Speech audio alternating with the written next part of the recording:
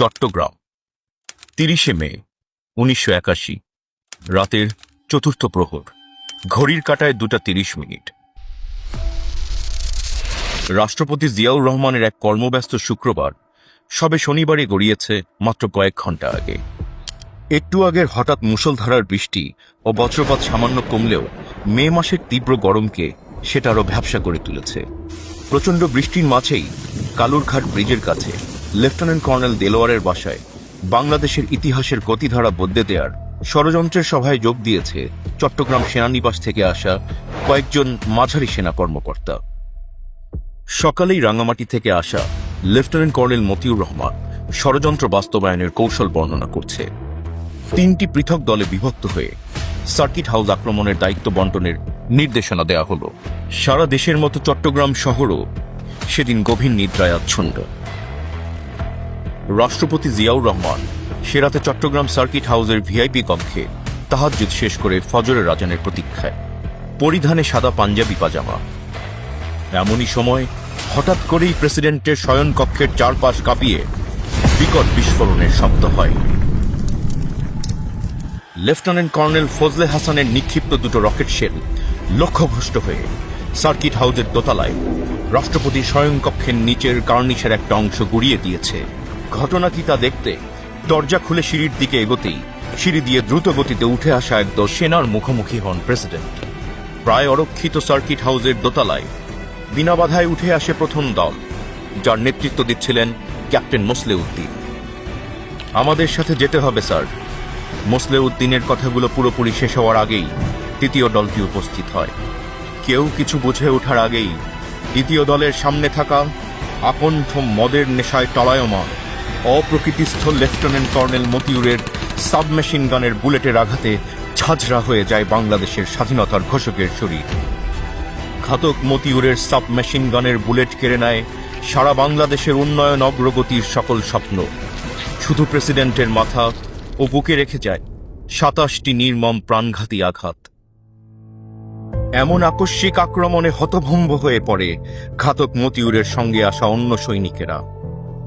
King কর্তব্য বিমূঢ় সেনাদল একরাশ অবিশ্বাস নিয়ে অতি দ্রুত নিচে নেমে গেল। এই ষড়যন্ত্রের পরিকল্পনায় প্রেসিডেন্টকে হত্যা করার কথা তো ছিল না। সিঁড়ির গোড়ায় পড়ে রইল রাষ্ট্রপতির নিথর দেহ।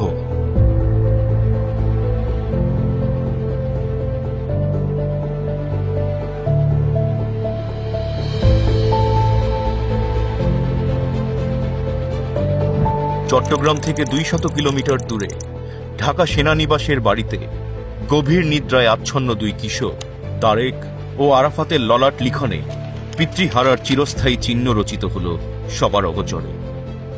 কাল সকালেই ফিরব ইনশাল্লাহ। বেগম জিয়াকে কয়েক ঘন্টা আগে দেয়া শেষ প্রতিশ্রুতি অপূর্ণই রয়ে গেল। এক মাতাল ঘাতকের বুলেটে বেগম জিয়ার জন্য নির্ধারিত হল এক দীর্ঘ বৈধব্য যাত্রার, তা তিনি জানতেও পারলেন না। মাত্র 20 মিনিটের এক হঠকারী অভিযানে নিদ্রাচ্ছন্ন দেশবাসীর অগোচরে নিশ্চিহ্ন হল বাংলাদেশের সম্ভাবনার অগ্রযাত্রা। চট্টগ্রাম বাংলাদেশের স্বাধীনতা যুদ্ধ এবং শহীদ জিয়া একসাথে জড়িয়ে থাকা 3টি অবিচ্ছেদ্য নাম। তরুণ মেজর জিয়া জীবনের মায়া তুচ্ছ করে তরুণী স্ত্রী আর শিশুপুত্রদের চরম বিপদগ্রস্ত করে দিয়েছিলেন স্বাধীনতার ঘোষণা। দায়িত্ব পালন করেছিলেন জেড ফোর্স এবং 1 নম্বর সেক্টর কমান্ডার হিসেবে। তিনি মনে প্রাণে বিশ্বাস করতেন চট্টগ্রাম তার দ্বিতীয় বাসস্থান। বগুড়ার বাগবাড়িতে জন্ম নেয়া এই ক্ষণজন্মা মানুষটি আজ নিথর পড়ে আছেন তার প্রিয় দ্বিতীয় বাসভূমিতে। সাগরের ঢেউ ছুঁয়ে সবুজ পাহাড়ের গা বেয়ে ভেসে আসা ভোরের স্নিগ্ধ হাওয়া পরশ বুলিয়ে যাচ্ছে তার প্রাণহীন দেহে। তারুণ্যের সন্ধিক্ষণে সকল ভয়কে জয় করে দৃঢ়চিত্তে স্বাধীনতার ঘোষণা দিয়ে দেশপ্রেমের সাথে সাহসিকতার যে প্রমাণ তিনি সেদিন বিশ্ববাসীকে দিয়েছিলেন, দেশের কোটি মানুষের ভালোবাসায় ধন্য হয়ে দেশ মাতৃকার মাটির সাথে নিজের উষ্ণ রক্তস্রোত একাকার করে আজ আবারও প্রমাণ করলেন দেশপ্রেমের শ্রেষ্ঠতম উদাহরণের নাম জিয়াউর রহমান। অথচ 29 মের সকালটা ছিল অন্যরকম। চট্টগ্রাম বিএনপির এক অভ্যন্তরীণ দ্বন্দ্ব মেটাতে হঠাৎ করেই চট্টগ্রামে আসার সিদ্ধান্ত নিলেন দলের chairman Ziaur Rahman. Iraq Iran যুদ্ধ নিয়ন্ত্রণে আল কুদস কমিটির সভা বিলম্বিত করে চট্টগ্রামে এলেন তিনি। চট্টগ্রাম সেনানিবাসের পরিস্থিতি একটু ঘোলাটে।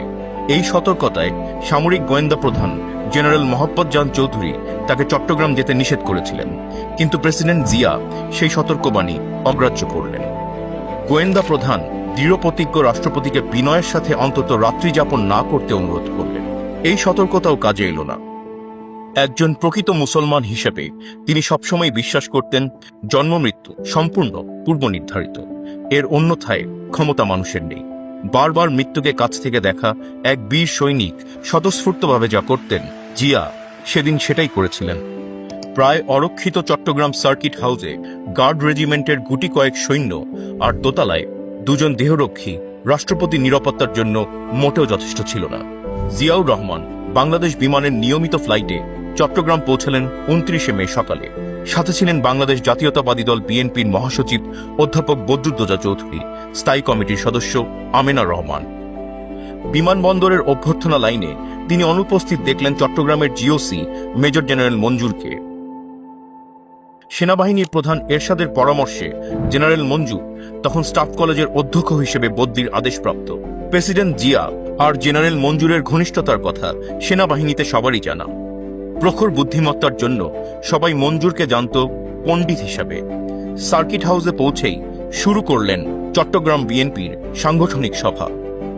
মাঝে জুমার নামাজের বিরতিতে প্রেসিডেন্ট কাছেই চকবাজারের চন্দনপুরা মসজিদে জুমার নামাজ আদায় করলেন। নামাজ শেষে কুশল বিনিময় করলেন মুসল্লিদের সাথে। দুপুরে মধ্যাহ্ন ভোজে বরাবরের মতোই সাদামাটা ডাল ভাত। তারপর আবারও অবিরাম মিটিং রাত 11টা অবধি। চট্টগ্রামের বেসামরিক প্রতিষ্ঠানের সাথে নির্ধারিত সভা বাতিল হল সন্ধ্যার পর। ওদিকে চট্টগ্রাম সেনানিবাসের বাইরে প্রণীত হচ্ছে এক হঠকারী পরিকল্পনার নকশা। সেনাপ্রধান এরশাদের কূটচালে মুক্তিযোদ্ধা কর্মকর্তারা বঞ্চিত হচ্ছেন হয়রানির শিকার। এ কারণে রাষ্ট্রপতি জিয়াকে সেনানিবাসে এনে সেনাপ্রধান এরশাদের অপসারণ, সেটাই ছিল প্রাথমিক পরিকল্পনা। এই আপাত রক্তপাতহীন পরিকল্পনার সাথে সবার অজান্তে যুক্ত হল লেফটেন্যান্ট কর্নেল মতির মতো ভুল ধারণা প্রসূত ব্যক্তি প্রতিশোধের হঠকারী সিদ্ধান্ত। সেটা ষড়যন্ত্রে অন্য অংশগ্রহণকারীরা জানতেও পারল না।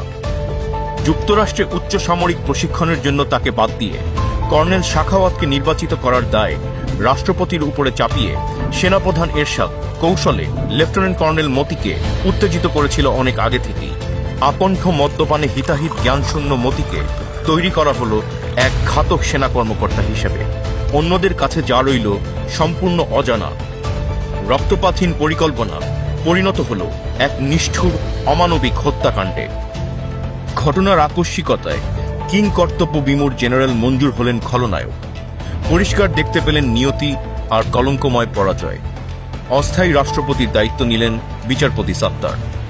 সকলের সমর্থন হারানো জেনারেল মঞ্জু সপরিবারে বান্দরবানের দিকে পালানোর সিদ্ধান্ত নিলেন, সাথে লেফটেন্যান্ট কর্নেল মাহবুব ও মোজাফফরের পরিবার। রাস্তায় গাড়ি নষ্ট হলে তার আশ্রয় নেয় ফটিকছড়িতে এক পাহাড়ি পরিবারে। কিন্তু তাদের অবস্থান টের পেয়ে সেনাবাহিনীর অনুগত দল তাদের ঘিরে ধরে। গোলাগুলিতে নিহত হয় লেফটেন্যান্ট কর্নেল মতি ও লেফটেন্যান্ট কর্নেল মাহবুব। প্রেসিডেন্ট জিয়ার মূল হত্যাকারীর শোচনীয় মৃত্যু হয় 48 ঘন্টা পেরোনোর আগেই। পালিয়ে যায় মেজর মুজাফফর। জেনারেল মঞ্জুর ধরা পড়লেন। তাকে আনা হলো হাটহাজারী থানায় পুলিশ হেফাজতে। নিজের পরিণতি এবং সম্ভাব্য ষড়যন্ত্র আঁচ করতে পেরে বারবার অনুরোধ করলেন তাকে যেন সেনাবাহিনীর কাছে হস্তান্তর না করা হয়। ভারপ্রাপ্ত কর্মকর্তা আব্দুল কুদ্দুস থেকে শুরু করে ডিআইজি শাহজাহান কেউই তার অনুরোধ রাখেননি। ওসি কুদ্দুস ক্যাপ্টেন এমদাদের কাছে হস্তান্তর করল জেনারেল মঞ্জুরকে। হাত পা বাঁধা জেনারেল মঞ্জুরকে চরম অপমানজনকভাবে গাড়িতে তোলা হলো। তারপর নেওয়া হলো চট্টগ্রাম সেনানিবাসে। সেখানে সেনাপ্রধান এরশাদ প্রেরিত দুজন উচ্চপদস্থ কর্মকর্তার একজনের গুলিতে সেই রাতেই নিহত হলেন জেনারেল মঞ্জু। পরদিন সামরিক বিজ্ঞপ্তিতে জানানো হলো বিক্ষুব্ধ সেনা সদস্যের হাতে নিহত হয়েছেন তিনি। অন্যদিকে ডাক্তার লেফটেন্যান্ট কর্নেল তোফায়েলের পোস্টমর্টেম রিপোর্টে পাওয়া গেল ভিন্ন তথ্য। মঞ্জুরের মাথায় একটি মাত্র গুলি। তড়িঘড়ি করে দাফন করা হলো তাকে। জীবিত বা মৃত কোনো অবস্থাতেই তাকে ঢাকায় পাঠানো হলো না। রাষ্ট্রপতি জিয়া হত্যা রহস্য উদ্ঘাটনের অন্যতম সূত্র জেনারেল মঞ্জুরকে সরিয়ে দেয়া হলো পৃথিবী থেকে। রাজধানীর বাইরে বিচ্ছিন্ন এক সেনানিবাসে বিদ্রোহ করে ক্ষমতা পরিবর্তন যে প্রায় অসম্ভব, মঞ্জুরের মতো একজন সেনানায়কের সেটা না জানার কথা নয়। রহস্য আর জিজ্ঞাসার এই অংশটুকু আজও অনুদ্ঘাটিতই রয়ে গেল। জিয়াউর রহমানের নেতৃত্বে বাংলাদেশের সমৃদ্ধি ও সার্বভৌমত্ব প্রতিষ্ঠা যে আঞ্চলিক এবং আন্তর্জাতিক গোষ্ঠীর গাত্রদাহের কারণ, তারাই জিয়াউর রহমানের অস্তিত্ব বিলীন করতে চাইবে, এই সরল সত্য বিশ্ববাসীর সামনে উন্মোচিত করার প্রমাণ নিশ্চিহ্ন করার জন্য জেনারেল মঞ্জুরের বিচার বা বেঁচে থাকার কোনো সুযোগ ছিল না। এদিকে ৩০ তারিখ সকাল 9:30টায় মেজর শওকত আলী ও মোজাফফরের নেতৃত্বে প্রেসিডেন্ট জিয়ার কার্পেট মোড়ানো মৃতদেহ সেনাবাহিনীর গাড়িতে করে সার্কিট হাউস থেকে নেওয়া হলো অজ্ঞাত স্থানে লোকচক্ষুর অন্তরালে দাফনের উদ্দেশ্যে। অসম্ভব জনপ্রিয় প্রেসিডেন্ট জিয়া হত্যাকাণ্ডের প্রতিক্রিয়ায় সম্ভাব্য জনরোষ এড়াতে সার্কিট হাউস থেকে ২২ মাইল দূরে রাঙ্গুনিয়ার পাহাড়ের ঢালে তড়িঘড়ি করে দায়সারাভাবে জানাজা করে তার মৃতদেহ অসম্মানজনক দাফনের নামে একরকম মাটি চাপা দেয়া হলো। বিদ্রোহের নামে সংগঠিত হঠকারী সেনা তৎপরতা থেমে গেল স্বাভাবিকভাবেই। ঘাতকের দল হয় ধরা পড়ল অনুগত সেনাবাহিনীর হাতে, নয়তো পালিয়ে গেল। পরিস্থিতি শান্ত হতেই ১ জুন সকালে প্রথমেই শুরু হলো শহীদ প্রেসিডেন্টের মৃতদেহের খোঁজ। কর্নেল হান্নান শাহের নেতৃত্বে সেনাবাহিনীর দল কিছুক্ষণের মধ্যেই রাঙ্গুনিয়ায় বাংলাদেশ টোবাকো কোম্পানির পেছনের পাহাড়ের ঢালের অগভীর গর্ত থেকে উদ্ধার করল রাষ্ট্রপতির মৃতদেহ। রাষ্ট্রপতির মৃতদেহ নেওয়া হলো চট্টগ্রাম সেনানিবাসে। মৃতদেহের ময়নাতদন্ত সম্পন্ন করলেন সেনাবাহিনীর প্যাথোলজি বিশেষজ্ঞ lieutenant colonel doctor Tofail Ahmed. ময়নাতদন্ত শেষে প্রয়োজনীয় ড্রেসিং করবার পর রাষ্ট্রপতির মৃতদেহ চট্টগ্রামের জেলা প্রশাসক জিয়াউদ্দিন এবং কর্নেল হান্নান শাহের তত্ত্বাবধানে বিমান বাহিনীর বিশেষ বিমানে করে পাঠানো হলো ঢাকায়। পুরাতন বিমানবন্দরে সামরিক বেসামরিক কর্মকর্তাদের সাথে সেই হৃদয় বিদারক মুহূর্তের মুখোমুখি হলেন বেগম খালেদা জিয়া ও তার 2 কিশোর পুত্র।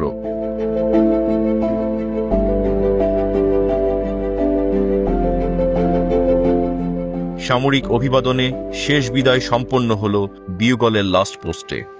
মানিক মিয়া অ্যাভিনিউয়ে তখন লক্ষ লক্ষ শোকার্ত মানুষের প্রতীক্ষা, তাদের প্রিয় মানুষের জন্য ইতিহাসের বৃহত্তম জানাজায় অংশগ্রহণের আকাঙ্ক্ষায়। সে এক অবিস্মরণীয় শোকাবহ দৃশ্য। ঢাকা ও পার্শ্ববর্তী শহরের কোনো সক্ষম ব্যক্তি সেদিন ঘরে বসেছিল না। এদিকে ১ জুন বিকালে একই সাথে বিশাল জনসমুদ্রে চট্টগ্রামের লালদিঘি ময়দানে অনুষ্ঠিত হল গায়েবানা জানাজা। চট্টগ্রামের লালদিঘির ময়দানের ইতিহাসে কোনো দিন এত জনসমাগম হয়নি। এর আগে ৩১ মে ঢাকা স্টেডিয়ামেও এক অবিস্মরণীয় গায়েবানা জানাজা অনুষ্ঠিত হয়। বিশ্ববাসী সেদিন সেই জনসমুদ্র দেখে উপলব্ধি করলেন শহীদ জিয়া দেশবাসীর কাছে কতটা জনপ্রিয় ছিলেন। স্বজন হারানোর শোকে গৃহকোণে সেদিন অশ্রুসজল ছিলেন সারা দেশের অগণিত মা বোনেরা। স্তব্ধ হয়ে গিয়েছিল সমগ্র বাংলাদেশ। প্রেসিডেন্ট জিয়ার মৃত্যুতে সারা দেশে ৪০ দিনের রাষ্ট্রীয় শোক ঘোষিত হয়।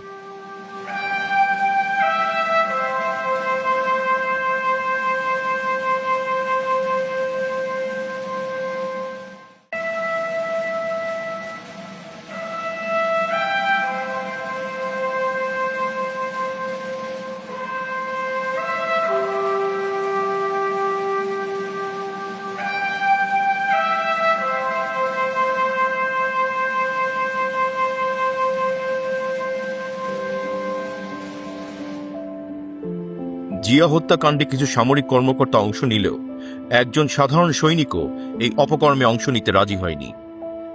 দেশের কোটি কোটি মানুষের কাছে স্বজন হারানোর ব্যথা এক একটি অধ্যায়ের মতো সেদিন প্রতিফলিত হচ্ছিল স্মৃতির পাতায়। রাজনৈতিক নেতাদের ব্যর্থতায় এক তরুণ মেজরের ১৯৭১-এর ২৬শে মার্চে স্বাধীনতার ঘোষণা, জেড ফোর্সের অধিনায়কত্ব, ১৯৭৫-এর ৭ই নভেম্বরের দিশাহীন জাতির সামনে আশার আলোকবর্তিকা হয়ে আবির্ভাব, তলাবিহীন দুর্ভিক্ষ কবলিত বাংলাদেশকে খাদ্যে স্বয়ংসম্পূর্ণতা এনে দেওয়া, একদলীয় বাকশালের শৃঙ্খল থেকে বহুদলীয় গণতন্ত্রে উত্তরণ, শৃঙ্খলিত গণমাধ্যমকে অবারিত মুক্তির আস্বাদ দেওয়া, মুসলিম বিশ্বে সম্মানের আসনে প্রতিষ্ঠিত হওয়া, পূর্ব আর পশ্চিমের বিশ্বকে মৈত্রীর বন্ধনে আবদ্ধ করা, খাল খননে সারা বছরের ফসলের সম্ভাবনা সৃষ্টি, আঞ্চলিক সহযোগিতায় সার্কের ধারণার জন্ম দেয়া, তৈরি পোশাক ও মধ্যপ্রাচ্যের শ্রমবাজারের সম্ভাবনায় অর্থনৈতিক স্বনির্ভরতা অর্জন, সততা, দেশপ্রেম ও স্বজনপ্রীতির ঊর্ধ্বে এক প্রকৃত জনবান্ধব রাষ্ট্রপতির দেখা পাওয়া, উসর আরাফাতের মরুভূমিতে জিয়া ট্রির সুশীতল ছায়ায় চিরস্থায়ী সম্মানের আসনে বাংলাদেশকে পৌঁছে দেয়া আত্মার আত্মীয় এই মানুষটি আর নেই। এই শোকাবহ সত্যের মুখোমুখি হবার বেদনা সেদিন দেশের সকল মানুষের হৃদয়ে। সবাইকে কাঁদিয়ে এই প্রিয় মানুষটির শেষ ঠিকানা আজ সংসদ ভবনের উত্তরে জিয়া উদ্যানের সবুজ শয্যায়। মানুষের ভালোবাসায় যা আজও ভাস্বর ও শুভকামনায় সিক্ত।